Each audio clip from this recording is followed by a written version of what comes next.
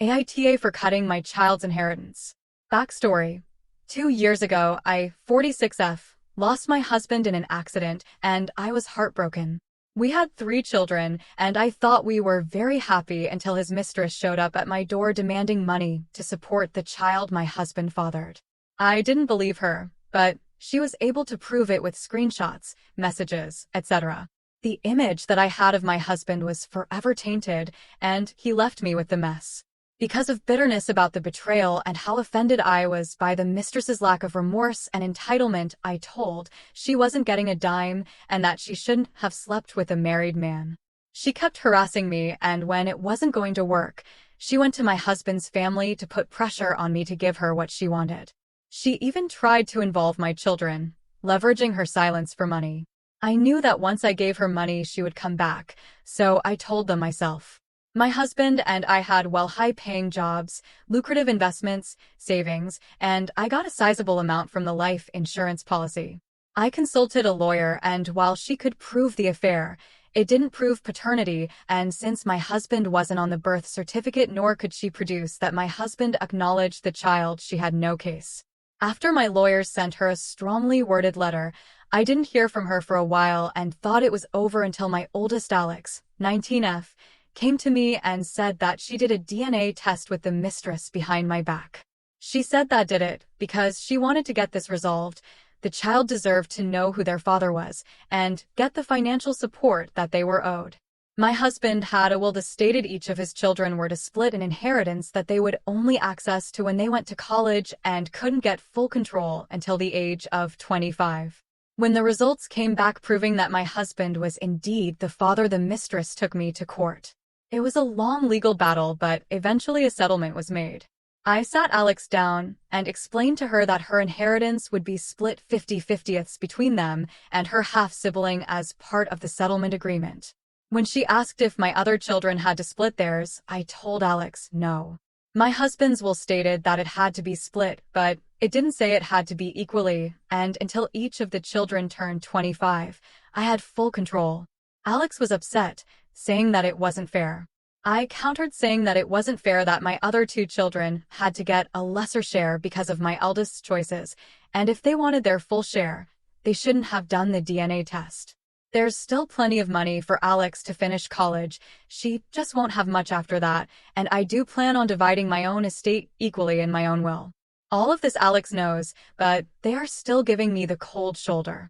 My own siblings think that it wasn't fair and I'm punishing Alex for doing right by her half-sibling, but I don't see that way. Aita? Update. Thank you to everyone's responses. Even the ones calling my white yay, but based on a few frequent questions, comments, and/or themes I feel like I need to clarify some things. Alex is my daughter, not my son.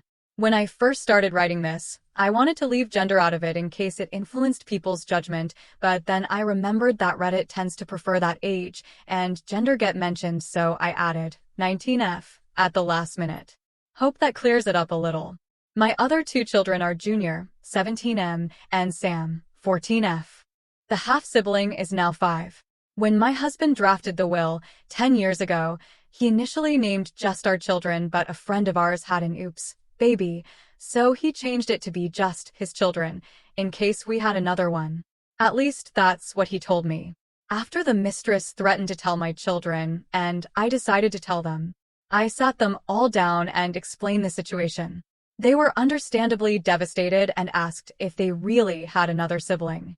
I told them that I didn't know and that if the mistress could prove it, she might get some money. I told them that if they wanted to know if they had a sibling or not, we could find out, but I made sure that they understood that their inheritance could be affected and other people might come out claiming the same thing and get more money. Initially, all of my children said that they didn't want to have to deal with that, and so I did everything that I could to protect them, but I guess Alex had a change of heart. Until the DNA test, I had no reason to believe that my husband's mistress was telling the truth and acted accordingly. I kept following my lawyer's advice, and if she wanted the money, the burden of proof was on her. While some of you might think Ita, please understand that my decision wasn't spiteful. If I really wanted to punish Alex, I would just tell them they weren't getting any more money since they already used some of it for their first year of college, so the guidelines of the will were technically already met. I still plan on leaving them an equal share of inheritance from my estate too. Update 2. Spelling and gender corrections. Since I told Alex what would be happening, she told her siblings, and the house has been pretty tense. To try and make peace, I spoke to each of my children one-on-one, and as a group to figure out what to do next. I spoke to Alex first, and some interesting information was revealed that I'm very angry about. Apparently, the mistress created a fake profile account and manipulated my daughter into befriending her. After gaining my daughter's trust, she pretended that she was in a similar situation as her and said that a DNA test would prove that there wasn't any paternity. When Alex went behind our backs, she thought that it would prove the mistress was trying to scam us. My son, Junior, 17M, is furious that Alex went behind our backs and doesn't care why she did it and blames her for them being stuck with a half-sibling he doesn't want. My daughter Sam, 14F, said she wishes she never knew the truth and is deeply upset. I asked my children that since they now know the truth, would they want a relationship with their half-sibling. Junior, clearly, wants nothing to do with the child and says that Alex should feel lucky he still considers her a sister. Sam says she doesn't want to, and I feel it's because she's in denial and wants to live life pretending that her father was perfect. Alex admits that she is curious, but never wants to see or hear from the mistress ever again, so she doesn't think a meeting will ever be possible.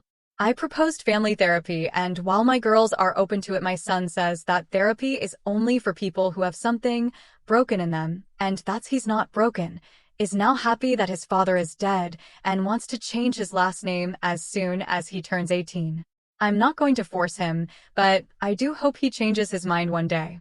Edit. For clarification, because I keep seeing this. Before I made my first post, before I told Alex what was going to happen with her share of the trust, the settlement was already finalized, so there is no still cutting because it's already done. Technically, I could go back and renegotiate the terms of the settlement, but the mistress could try and to come back for more money. Initially, she wanted the entire life insurance policy, 50% of the trust for just her child and 50% of my husband's savings. Her argument was that since I was still working and had a high-paying job, my children and I didn't need the money, and she was a struggling single mother. I'm honestly getting exhausted with everything to deal with that woman anymore and don't want to spend more on legal fees. Edit 2. I have not now, nor have I ever blamed Alex for her father cheating on me. That is ridiculous, and I don't know how people are coming to that conclusion, especially when I never said that it was her fault. Edit 3. I'm come to the realization that some people believe that Alex is getting absolutely nothing, which isn't true. There's still plenty of money from the trust for her to finish college.